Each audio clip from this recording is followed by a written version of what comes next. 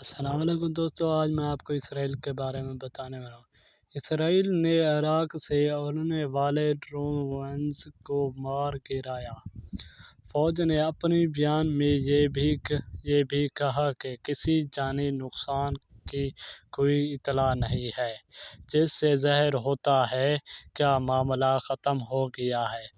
دوسری جانب ایران کے وفادار عراقی دھڑوں نے ایک بیان میں اعلان کیا ہے کہ انہوں نے اسرائیل کی حدود میں داخل ہونے والے ڈرونز کے ذریعے 5ویں مرتبہ اسرائیل کو نشانہ بنایا ہے۔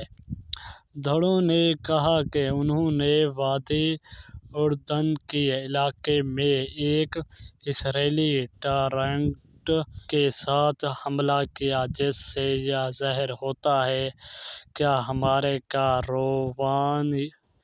کارروائیاں مزید بڑھ گئی۔ دوستوں، ملتے ہیں اگلی نیکسٹ ویڈیو میں۔ Good bye.